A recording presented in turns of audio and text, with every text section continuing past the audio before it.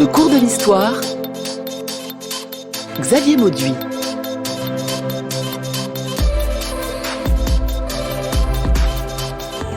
L'énergie par vent et par eau, car chacun tire l'eau à son moulin. En 1947, dans Misère de la philosophie, Karl Marx écrit « Le moulin à bras vous donnera la société avec le suzerain. Le moulin à vapeur, la société avec le capitalisme industriel. À bras, oui, mais aussi à l'eau, au vent. C'est la puissance des forces de la nature. C'est également l'importance historique des moulins dans notre histoire, dans notre mémoire et dans notre patrimoine. » Oh, Pascal!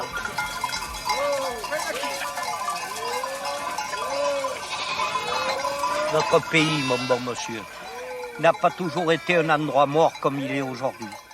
Nous faisions un grand commerce de meuneries. Et à 10 lieues à la ronde, les gens nous apportaient leur blé à moudre.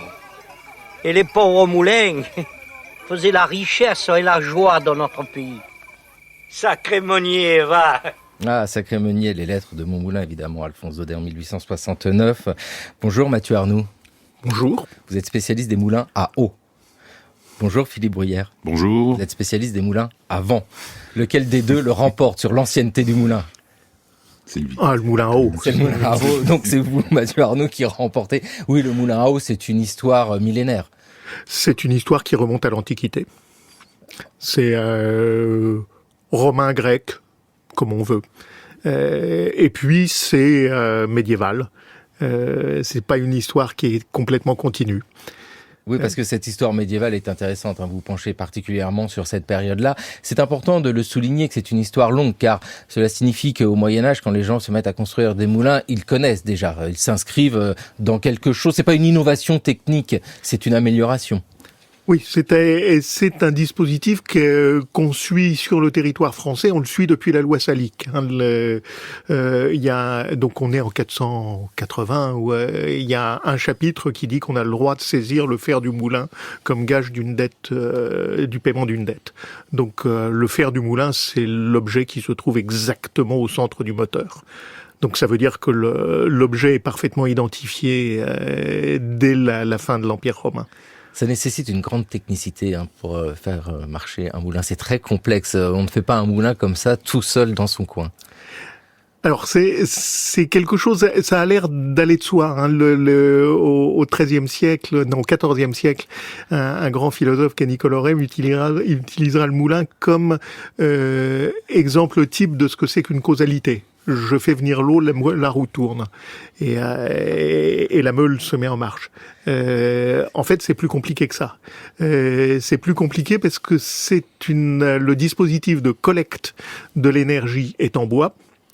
La meule est en pierre. Si vous essayez de mettre un morceau de bois à l'intérieur d'un trou dans de la pierre, vous obtenez ce qu'on appelle un taille-crayon. Et donc vous avez besoin d'un objet en fer qui est un objet très complexe qui va relier le bois à la pierre et qui va en particulier être capable, si je puis dire, de négocier entre la souplesse du bois qui prend des à-coups de la rivière, de l'énergie, et la rigidité de la meule, parce que la meule peut pas être souple. Donc vu comme ça, c'est un dispositif qui est pas si facile que ça à construire. Oui, et puis l'eau, c'est pas si simple non plus à maîtriser. C'est pas juste se mettre à côté de la rivière et puis vas-y que ça tourne. Hein. Non, l'eau est pleine d'énergie. Et donc, à partir du moment où on en a, on peut en avoir trop. Donc nos archives sont remplies de moulins qui ont été emportés par une crue. Et dans ce cas-là, il y a un problème dans les environs pour savoir où on va aller moudre son grain. Donc c'est un objet qui a sa complexité, qui rentre dans une sphère qui fait rentrer dans une sphère technique nouvelle. On peut pas avoir simplement la petite meule à main dont parlent de temps en temps les historiens. C'est pas du tout le même système. C'est pas le même système, et puis c'est une économie beaucoup plus large, parce que vous nous le dites bien, bon, il y a la pierre, tailleur de pierre, il y a le bois, il faut savoir trouver ce bois et le bon bois, il y a le fer, et alors là, d'un seul coup, nous touchons à la sidérurgie, et puis il y a l'aménagement du territoire autour du moulin. Alors du point de vue social et économique, c'est un objet très complexe. Effectivement, il faut des poutres très costauds pour faire un arbre de moulin et pour faire l'ensemble des dispositifs. Et on sait que il y a des éléments techniques vers l'an 1000. On voit les roues qui d'un seul coup augmentent, ce qui veut dire que la capture d'énergie augmente, ce qui veut dire que le mécanisme est capable d'encaisser plus d'énergie. Et puis donc il y a les meules. Une meule, c'est pas du tout facile à faire il va y avoir des progrès constants. Et puis il y a ce problème qu'on peut poser très simplement. Il faut que il y ait une meule dormante et une meule tournante. Il faut que la meule tournante soit à 1-2 mm au-dessus de la meule dormante. Si elle la touche, le pain va contenir du sable, pas agréable. Et si elle est trop éloignée, il n'y aura pas de farine. Donc c'est un problème de réglage, et les problèmes de réglage sont les plus intéressants. Un moulin est rempli de mécanismes régulateurs. On les voit, il y a des freins, il y a des cardans, etc. Et puis d'organismes qui veillent à ce que le moulin ne prenne pas feu. Oui, parce que c'est extrêmement complexe un moulin. C'est ça qui est passionnant dans cette histoire-là, parce que la logique du fonctionnement d'un moulin, nous l'avons tous. L'eau fait tourner une roue qui fait tourner après jusqu'au bout la meule qui écrase le grain, et c'est formidable, on a de la farine. Dans cette histoire, c'est beaucoup plus complexe, parce que la construction, nous l'avons dit, ça demande de mobiliser toute une communauté et des savoirs énormes. Le moulin lui-même, en revanche, peut être tenu par une personne, ou il faut beaucoup de gens pour faire fonctionner ce moulin? Il faut une communauté, mais il faut une communauté parce que le moulin a besoin de clients. S'il n'y a pas de clients, pas de moulin. Et deuxième chose, ce qui est important, c'est de se souvenir qu'une rivière n'est pas obligatoirement porteuse d'énergie. L'eau qui tombe, elle a tendance à s'enfoncer dans le sol. La gravité prend le dessus. Le moulin, il a besoin de l'inertie de l'eau. Donc il faut absolument, si je puis dire, stresser la rivière pour faire que l'eau passe et qu'elle ne stagne pas. Et du coup, c'est ce travail absolument gigantesque qui construit les rivières que nous avons dans le nord de l'Europe comme étant des rivières qui coulent, alors qu'une partie d'entre elles étaient des rivières qui stagnaient. Ouais, c'est ça, faut activer la rivière. Faut activer la rivière. Le moulin, d'une certaine manière, la première étape, c'est les Carolingiens, donc c'est 8e, 9e siècle, je dirais plutôt 9e siècle, 11e siècle. En même temps qu'on fabrique la première génération des moulins, on fabrique les rivières. C'est très beau comme expression d'ailleurs de fabriquer les rivières. Une incidence de cette histoire, la recherche d'énergie à travers l'eau par les moulins qui transforment complètement notre territoire. Ils sont nombreux et parfois bien cachés, les moulins à eau de la région. Presque aussi nombreux que les villages qu'autrefois, avant l'industrialisation, ils faisaient vivre. Ainsi, le secteur de Vitry-le-François en recèle-t-il une 50aine. Bien que l'utilisation des rivières en tant qu'énergie remonte au temps des Romains, les moulins de Saint-Amand-sur-Fion, par exemple, datent vraisemblablement du XIIe siècle. Toute l'économie du village reposait alors sur son ou ses moulins. Voilà, nous étions en 1978 autour de Saint-Amand, les moulins de la Champagne, dans les informations de Reims. Dites-nous, Mathieu Arnoux, peut-on dire que l'Europe se couvre de moulins comme l'Europe s'est couverte de cathédrales ? Oui et non, parce qu'il y a quand même des vraies différences régionales. Il y a quand même une partie de l'Europe qui est sèche. Par exemple, la Champagne, il n'y a pas des masses de moulins à eau, puisqu'il n'y a pas des masses de rivières. Donc, il y a une rareté et une distribution très inégale des moulins. La Normandie-Bretagne sont remplies de rivières qui sont merveilleuses pour les moulins. Et puis, si on va, il suffit pas qu'il y ait des rivières, encore faut-il qu'il y ait des chutes. Donc, dès que c'est plat, il y a plus de courant. Donc l'Anjou, une partie de la côte atlantique, n'ont pas assez d'énergie dans les rivières, sans parler de la Flandre et bien évidemment de la Hollande. Donc quand on n'a pas assez d'énergie dans les rivières, il faut soit essayer de construire des retenues. On peut le faire avec ça existe, des moulins à marée. Ça, c'est quelque chose qui permet d'avoir tous les jours de la meunerie en profitant de la marée haute pour emmagasiner de l'eau et en relâchant l'eau à marée basse. Et sinon, il faut recourir à une autre source d'énergie. Le vent, par exemple. Bonjour Philippe Bruyère encore. Bonjour. Alors, les moulins à vent. Dans cette chronologie, à quel moment voit-on les moulins à vent apparaître ? Aujourd'hui, le consensus s'établit à 1180, soyons précis. Bon, il y a eu des décennies, même des siècles de recherche sur l'origine du moulin à vent, et en fait, il arrive de nulle part. Je pense que c'est la meilleure solution, parce que il arrive de Perse, il arrive de Chine, il arrive d'Espagne, il arrive du nord, du sud, de l'ouest. Bon, en fait, il arrive, et donc la première mention, c'est le Cotentin, mais c'est aussi l'Angleterre et la Flandre dans ces années-là. Donc, on est à la fin du XIIe. Fin du XIIe siècle, ces moulins à vent, c'est intéressant. Le Cotentin, c'est la Normandie où pourtant il y a des bonnes rivières avec de l'eau. Donc ça veut dire que c'est pas tout de suite une nécessité de trouver une autre source d'énergie. Qu'apporte le moulin à vent par rapport au moulin à eau ? Bon, le moulin à vent, on ne sait pas trop ce dont on parle au XIIe siècle, on n'a pas de représentation. Les seules représentations, et en plus, c'est des enluminures, donc c'est plutôt fin du XIIIe, donc il faut attendre une centaine d'années pour le représenter.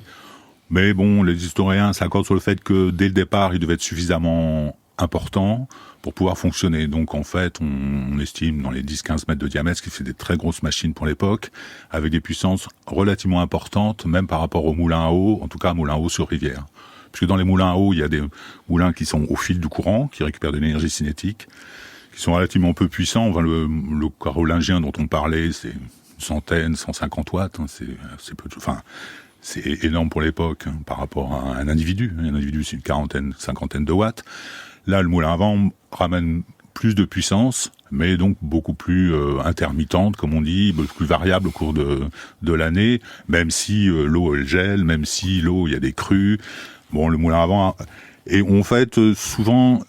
Bon, il y a eu une thèse qui avait été faite en 1980 en Bretagne, le Pays de la Loire, là, par monsieur Philippe, et qui montrait qu'en fait, il y a des meuniers à eau qui construisent des moulins à vent.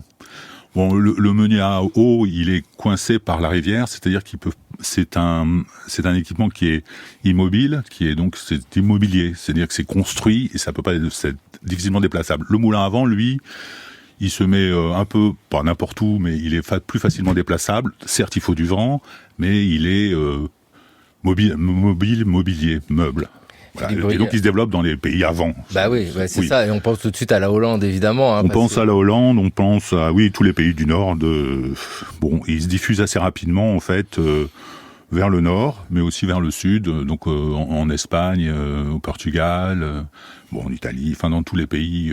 Il faut aussi qu'il y ait un milieu technique, une aire technique, culture technique suffisante pour pouvoir les construire. Philippe Bruyère, vous êtes ingénieur des arts et métiers et dans cette thèse que vous avez réalisée, c'était à l'École des hautes études en sciences sociales, dynamique d'innovation technique et d'intégration socio-économique, le cas éolien. Ça, c'est intéressant, le cas éolien. Il y a cette lecture de la recherche de l'énergie. Moi, je suis fasciné que l'on mesure l'énergie même d'un individu. Combien d'individus vous avez dit ? Là encore, un individu... il y en a certains qui parlent de 100 watts. C'est vrai, un coureur cycliste, il peut développer 200, 300 watts.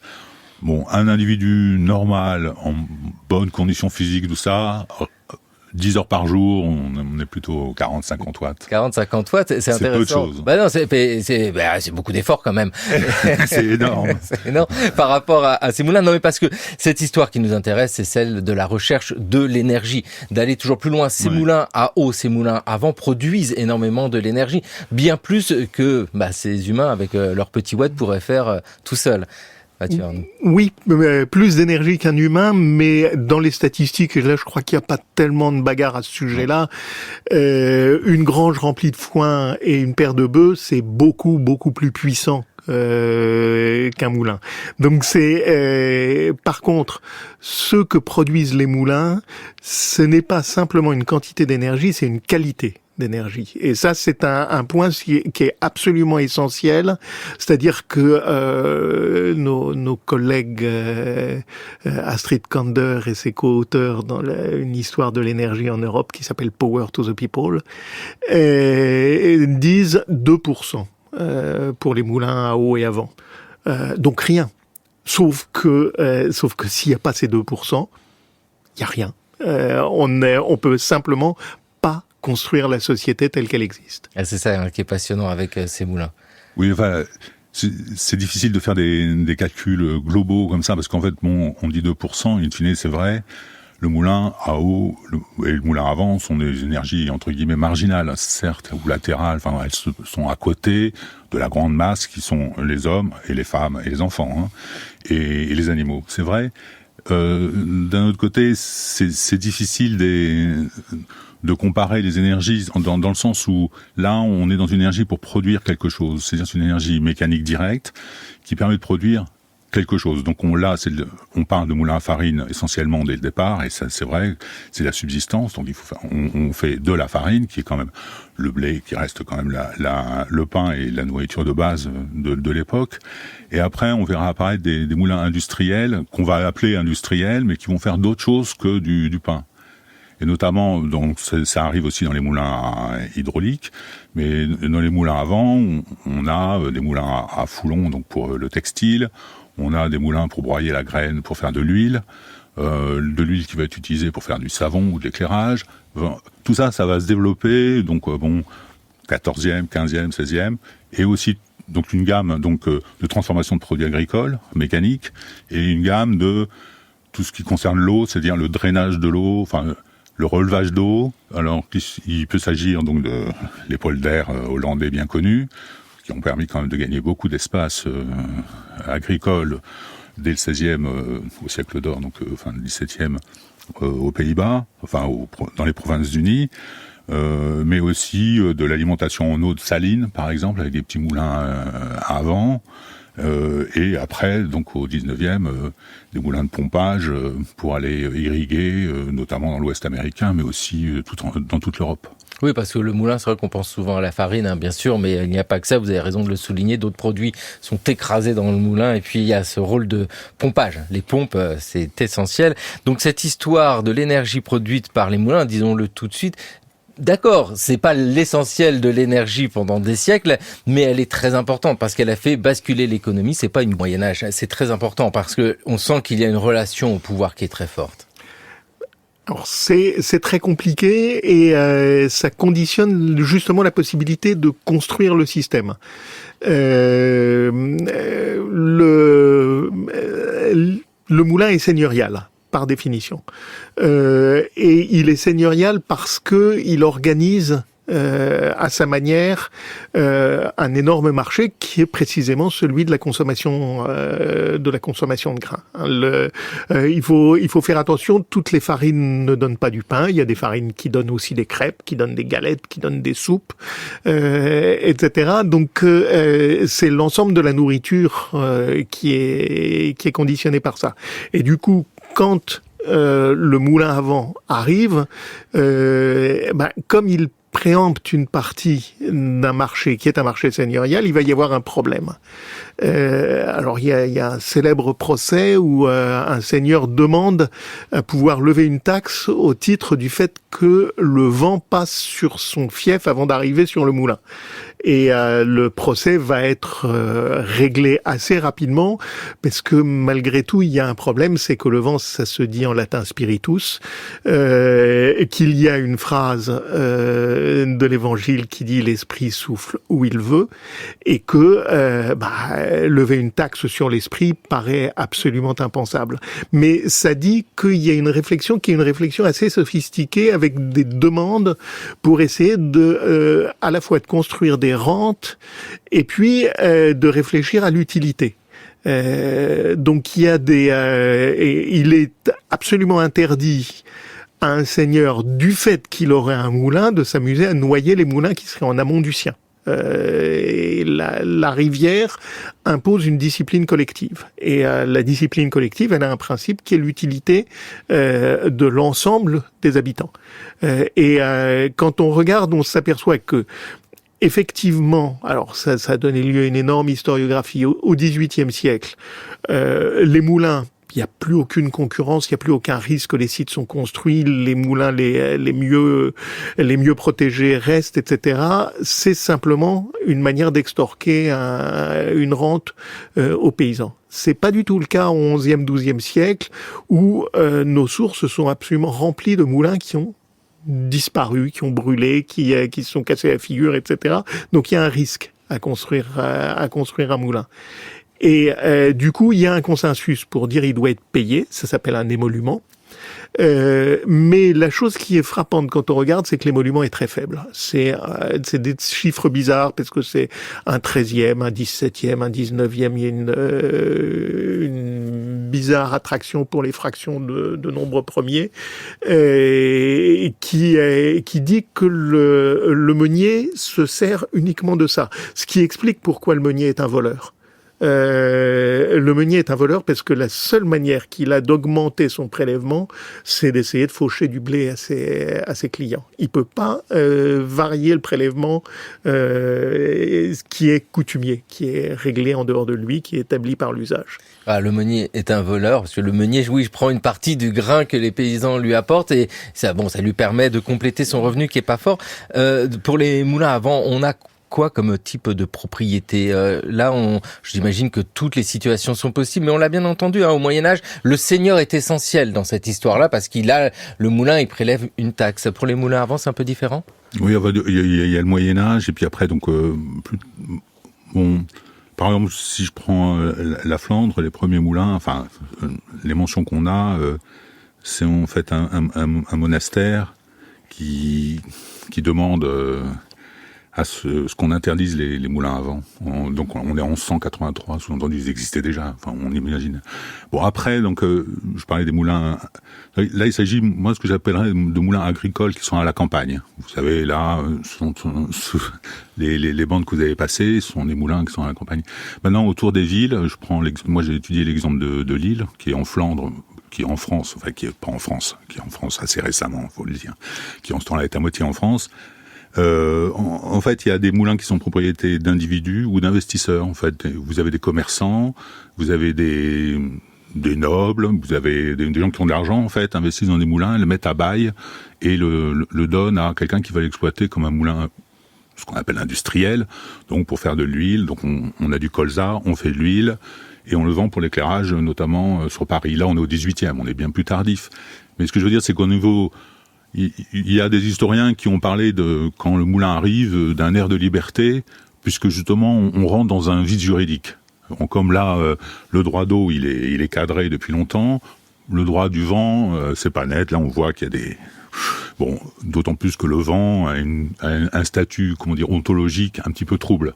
C'est-à-dire que le vent, on ne sait pas ce que c'est. Ça fait longtemps que, depuis Aristote, on cherche la cause du vent. Donc, la mythologie d'Ulysse avec Éole, ainsi de suite.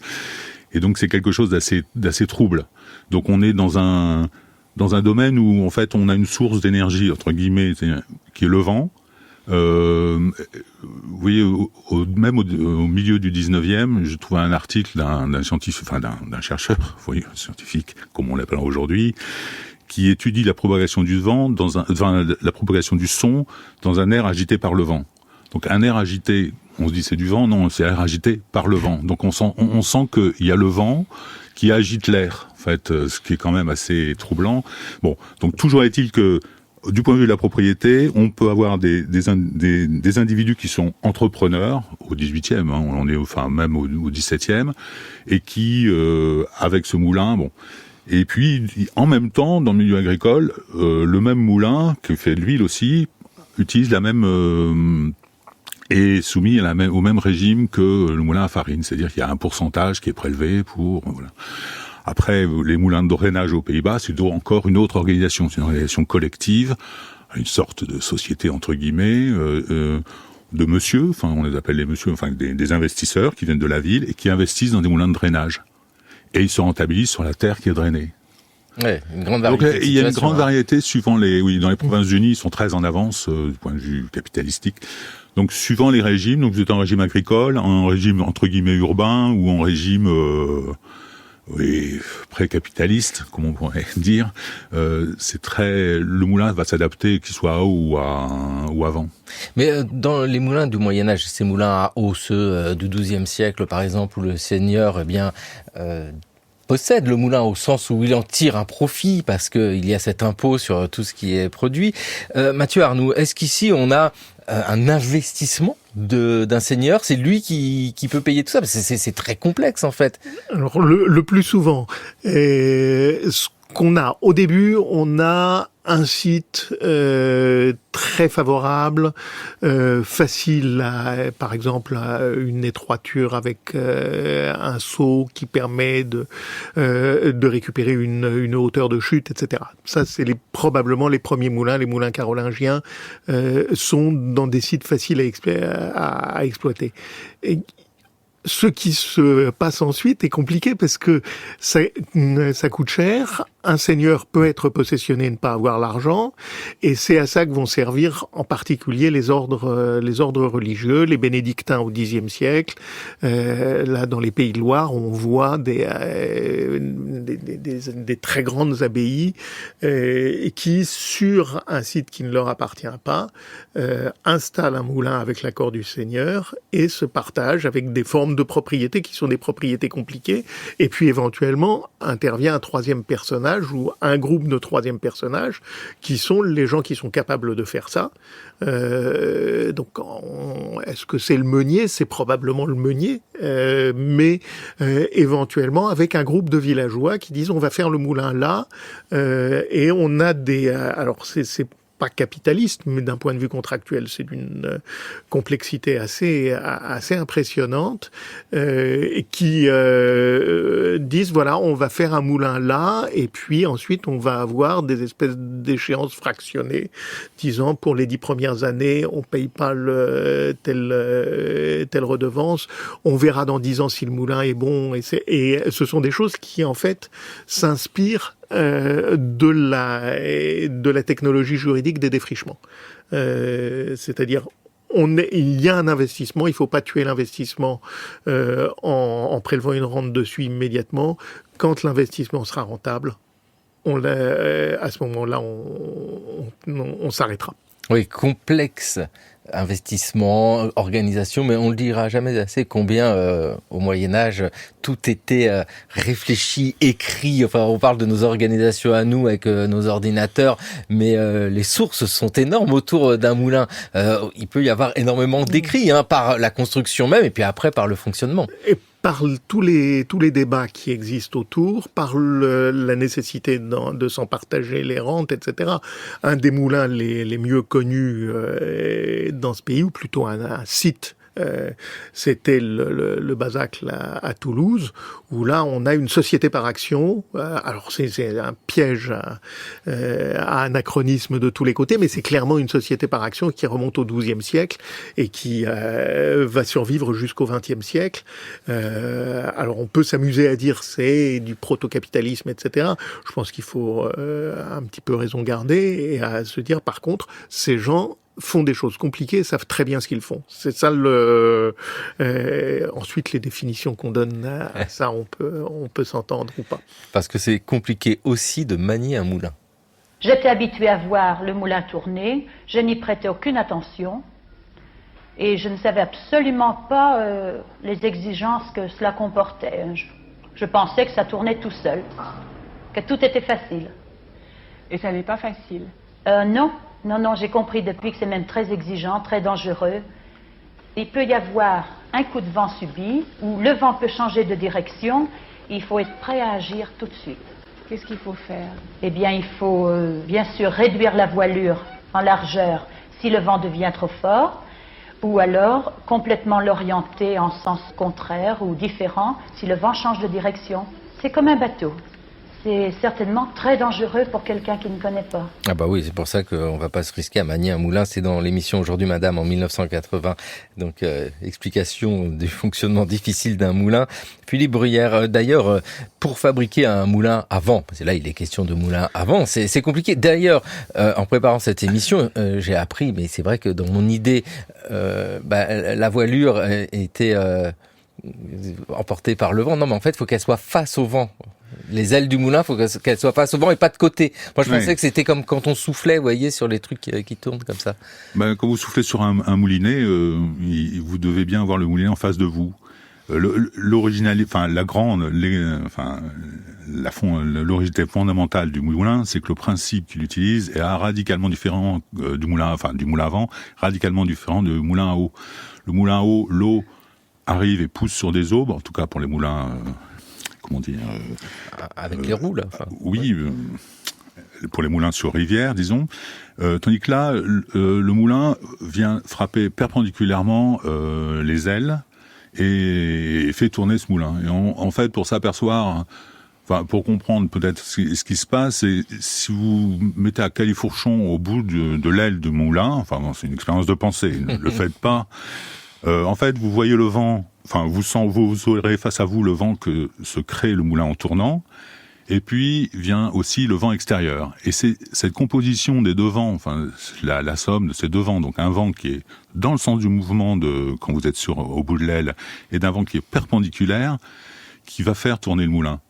Donc en fait, c'est ce qu'on appelle le vent apparent, qui est bien connu en navigation, où en fait les navires arrivent à remonter le vent, aujourd'hui en tout cas.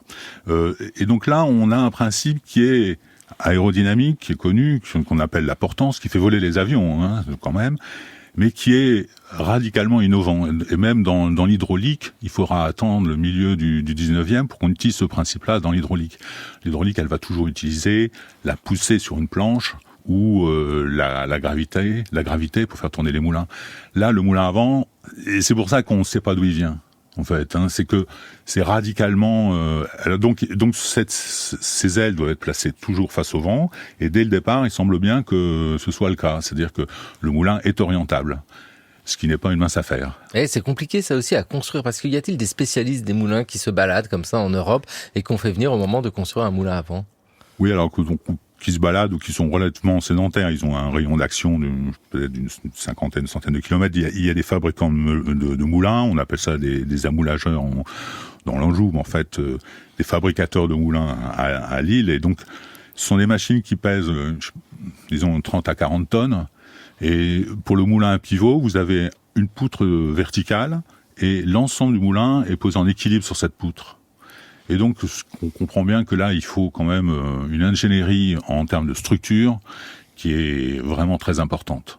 Et ce qui est aussi très intéressant, c'est qu'en fait, cette structure de moulin, c'est-à-dire un mât, un pivot fixé dans le sol, sur lequel vient s'orienter une tête, et sur cette tête sont montées des ailes, on la retrouve toujours aujourd'hui. Ouais. Et ça, ce qui est quand même assez étonnant, c'est-à-dire depuis 1180 jusqu'à maintenant, alors bon... On appelle ça des moulins à vent, on appelle ça aujourd'hui des éoliennes. Je sais bien que si je parle d'éoliennes au XIIe siècle, les médiévistes vont peut-être râler. Mais en fait, ce sont des éoliennes. Si aujourd'hui ce sont des éoliennes, ce sont aussi des éoliennes. C'est ce principe-là, parce que je vous pose la même question à vous, Mathieu Arnoux. Pour les moulins à eau, y a-t-il des spécialistes qu'on fait venir, comme pour la construction d'une église, par exemple, où les gens se déplacent avec des artisans qui sont spécialisés? Alors, on peut l'observer quand on a dans les villes où le système de meunerie est absolument essentiel. Une ville ne peut pas se permettre d'à-coups dans la production de farine. Donc, en particulier sur Paris, on a beaucoup de sources.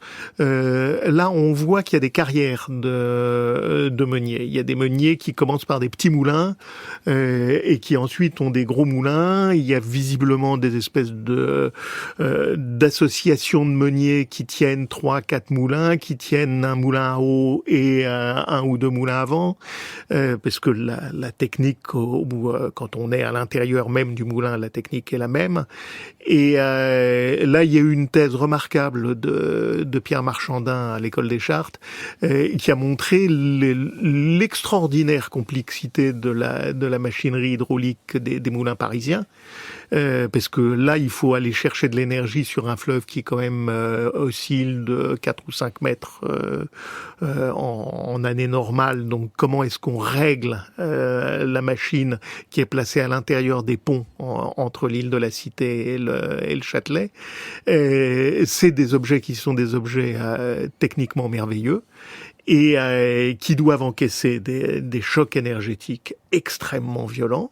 Donc, au bout d'un certain temps, les moulins de Paris, on va les transférer sur la Marne, sur le moulin de Charenton, parce que quand la Marne déborde, tout le monde s'en fiche. Si un moulin, si le pont s'effondre et risque de boucher la Seine, et que la Seine déborde sur la rive droite, personne ne s'en fiche.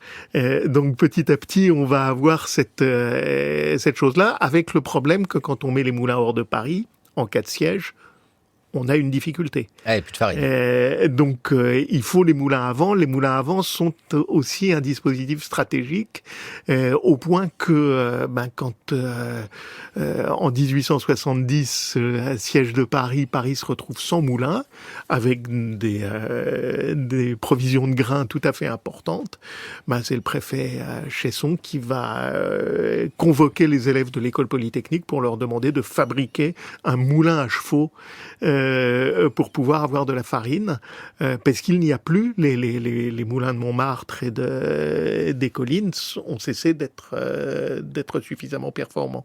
Donc il y a en permanence un jeu où il y a de la technique et puis il y a du besoin. Et le besoin de pain n'est pas quelque chose avec quoi on puisse rigoler. Ah non, c'est sûr que c'est l'histoire de notre civilisation, au moins cette farine, dont le pain, mais pas seulement, parce que vous l'avez bien dit, il y a les bouillies aussi qui sont vraiment essentielles dans l'alimentation. Dès lors, il faut des meules, il faut des moulins, parce que c'est quand même plus pratique et ça va plus vite et c'est plus efficace. Mais attention, parce que le moulin est un objet dangereux. Meunier Tudor, par Vincent Malone. Philippe Bruyère, Meunier Tudor, on la connaît tous cette comptine, Meunier Tudor, tout moulin va trop vite, etc. Mais ça reflète une réalité, la dangerosité du moulin, parce que si le meunier dort et que le moulin va trop vite, c'est très dangereux. Oui, c'est très dangereux, donc parce que donc le moulin va s'emballer, il y a rien pour le freiner, et donc il va accélérer. Ça va s'échauffer sur les paliers et il va brûler. Donc ou il va se détruire avant quelquefois, il va exploser avant. Donc là, il faut être vigilant sur le grain qui arrive en fait. Il faut anticiper en fait la météo. C'est pour ça que tout à l'heure il parlait de navigation, Oui, dans l'archive, elle comparait les moulins. Il y a un météorologue qui avait écrit un article là-dessus. Il parlait de navigation sédentaire. C'est ça en fait. Vous êtes au sol et vous êtes en pleine mer en fait, mais c'est la mer du vent qui vous passe sur la tête. Et donc, faut faire très attention aux sautes de vent, donc en vitesse et aussi en direction. Parce que donc, si on attaque de côté, le moulin va tomber. Si on attaque de l'arrière, c'est encore pire, il va tourner à l'envers. Donc même à l'arrêt, il faut toujours bien le positionner. On l'a vu quand les moulins se sont arrêtés au 20e. Si vous le laissiez tout seul, il allait mourir le moulin. Parce que même à vide, même à l'arrêt, il faudra toujours le positionner face au vent. S'il va prendre le vent de côté, il va pas tenir. Bon, d'autant plus qu'il est maintenu par la béquille arrière. Et bon, c'est dangereux aussi parce qu'il y a des hommes dans des machines, et des hommes et des machines, souvent il y a des problèmes. Donc il y a des meuniers qui se font prendre le bras dans les engrenages, qui font un peu tout et n'importe quoi. Faut quand même, il y a des gens qui, il faut comment dire,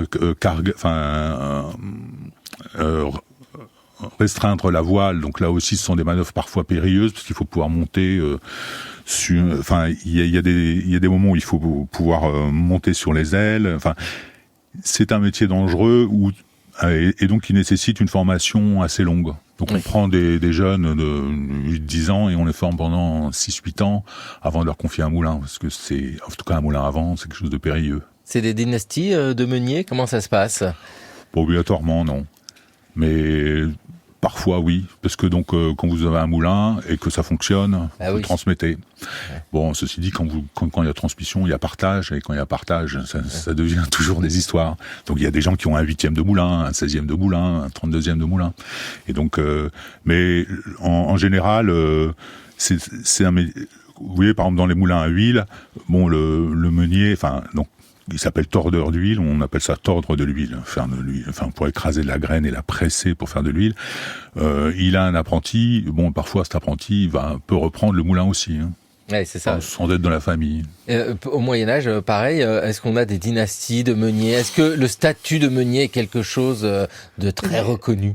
Parce que vous l'avez dit, ils gagnent pas beaucoup d'argent, ces meuniers, et en plus, ils sont voleurs pour compléter les fins de mois.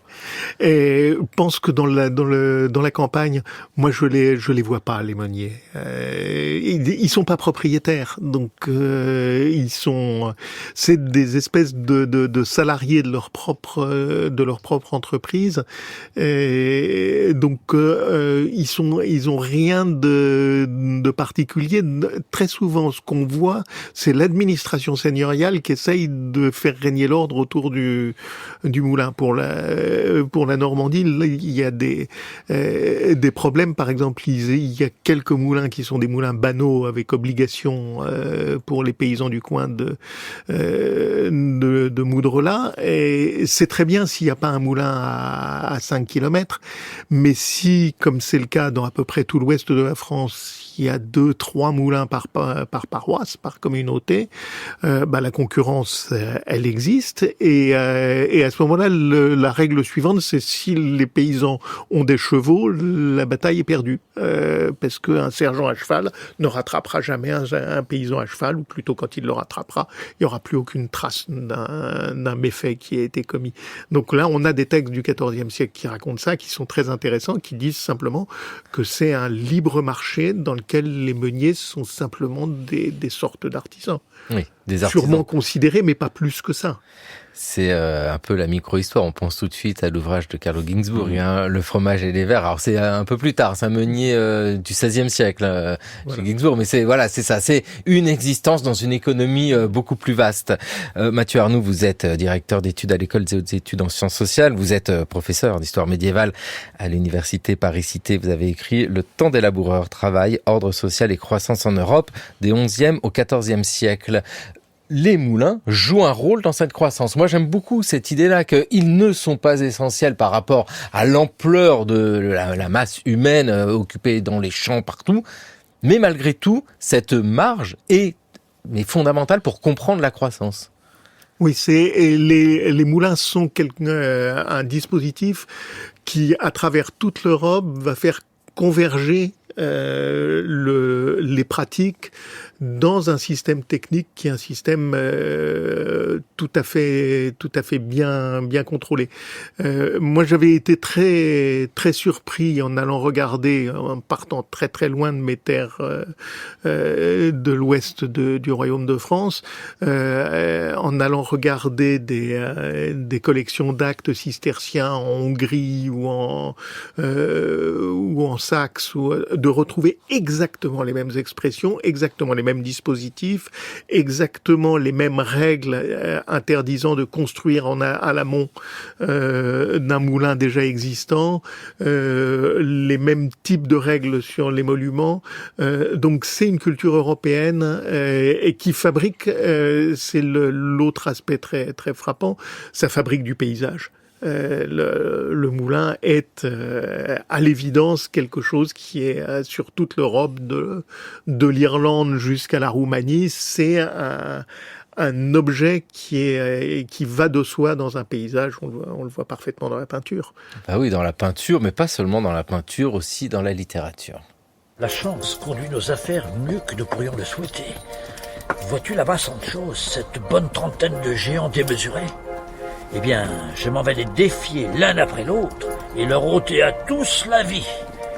Nous commencerons à nous enrichir avec leurs dépouilles, ce qui est de bonne guerre. D'ailleurs, c'est servir Dieu que de débarrasser la face de la terre de cet ivraie.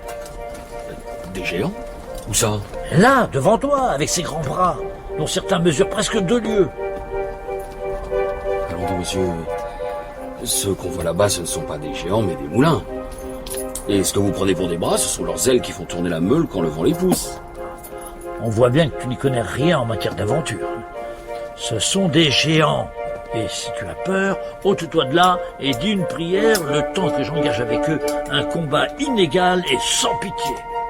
Allons, mon bon Rocinante, à l'attaque. Évidemment, c'est Don Quichotte de Cervantes, la voix de Don Quichotte, c'est Bernard Ménez, c'est le feuilleton France Culture à retrouver sur le site France Culture, l'appli Radio France. Là, nous sommes au début du XVIIe siècle. Philippe Bruyère, tiens, Don Quichotte, quand il voit ces géants avec ses ailes, a-t-il face à lui une innovation qui le surprend? Est-ce que cette histoire des moulins à vent, c'est aussi, dans la continuité de ce qui s'est passé auparavant avec les moulins à eau, une accélération de l'économie? Oui, alors en Espagne, peut-être moins. Bon, là, ce qui se passe, c'est que c'est pour ça que je faisais la différence avec les moulins agricoles, entre guillemets, ou en milieu rural, c'est que dans certains endroits, ils sont regroupés. Ils chassent en meute, en fait. Chassent en meute. C'est-à-dire, je parlais tout à l'heure des moulins de drainage aux Pays-Bas. Il y en a pas un, il y en a 20 ou 30. Bon, et alors, c'est tout un système hyper compliqué parce que il relève que 1 mètre d'eau à chaque fois, donc il faut mettre. On relève dans un premier canal et après il y a une deuxième série de moulins qui vient prendre dans le deuxième canal, qui va monter dans le troisième canal, et dans le troisième canal tout ça va aller à la mer quand c'est à marée basse et ainsi de suite. Les moulins à huile dans le nord, il y en a 450 au fin 18e. Il y en avait 800 à farine, donc enfin ce sont 80. Bon, passons. Donc c'est-à-dire. Et autour de l'île, vous en aviez une centaine.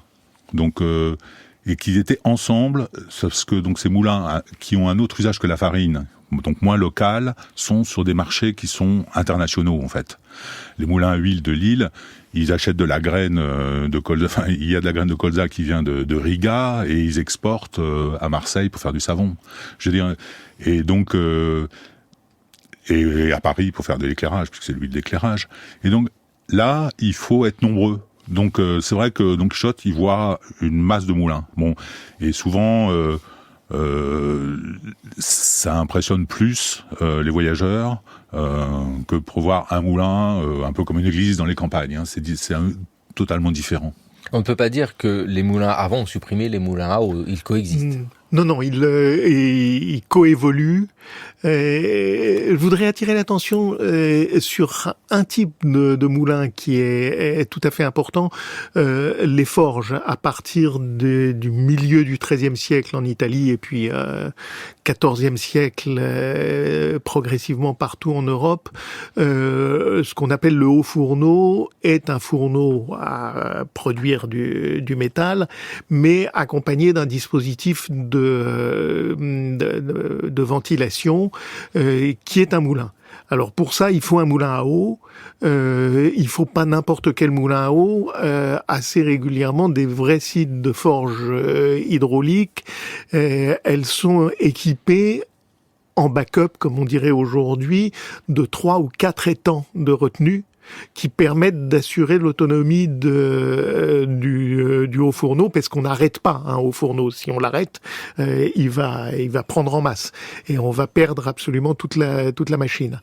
Et à partir du fin 15e, 16e, on voit ces sites qui sont des sites très complexes parce qu'il faut éventuellement faire marcher 3 ou 4 roues en parallèle, parce qu'il faut marteler aussi. Et puis, le site est très exigeant parce qu'il faut une forêt juste à côté. Un haut fourneau, ça réclame, à partir du 16e, 1000 hectares de taillis par an, c'est-à-dire une forêt de 20 000 hectares. Donc là, on a quelque chose qui est très, très, très, très exigeant en termes de paysage, qu'on a, par exemple, en Champagne, qu'on a dans les Pays de Loire, dans des endroits qui sont un peu déprimés d'un point de vue démographique. On peut avoir ces choses-là qui sont, dans lesquelles il y a, quand on est à partir du 16e, des fonderies, c'est-à-dire des choses qui permettent de faire des objets, jusqu'à 6 moulins ensemble. Il suffit d'aller voir la forge de Buffon à Montbard pour voir pour comprendre l'ampleur de en Bourgogne. Et il y a cette histoire qui est une histoire de paradoxe, Philippe Bruyère. Hein.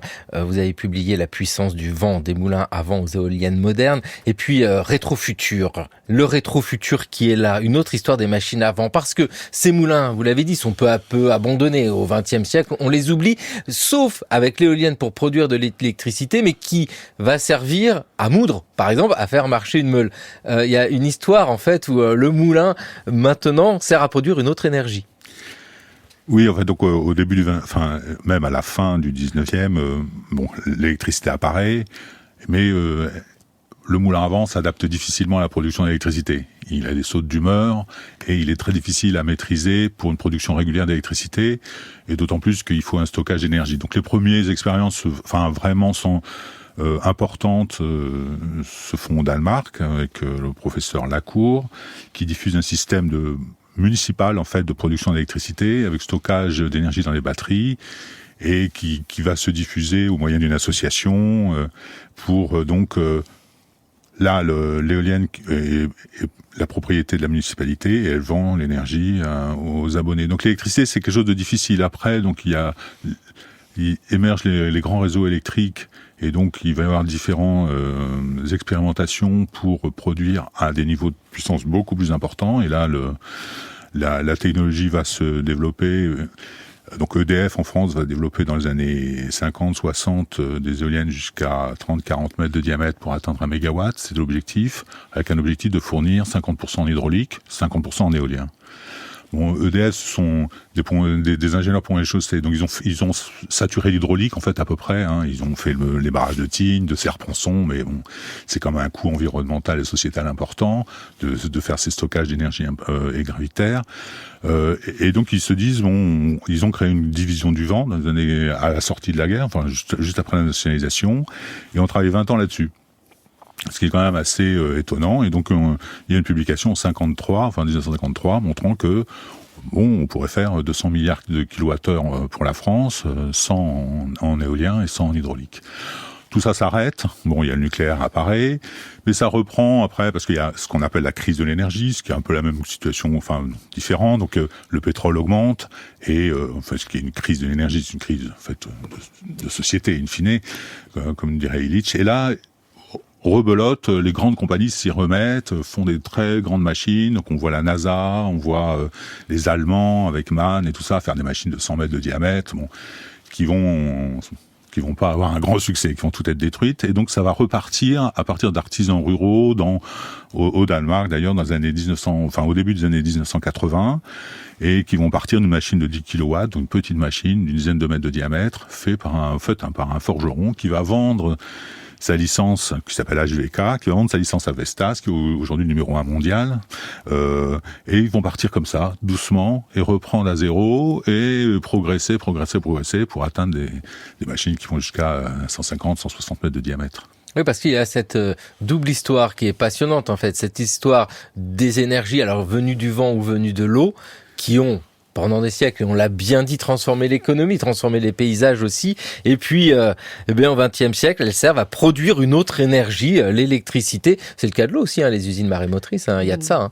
Alors, le paradoxe, c'est que le moulin à vent sert de backup pour le moulin à eau, parce que le moulin à eau a des intermittences, c'est-à-dire quand l'eau gèle, quand il y a plus d'eau, quand il y a une crue.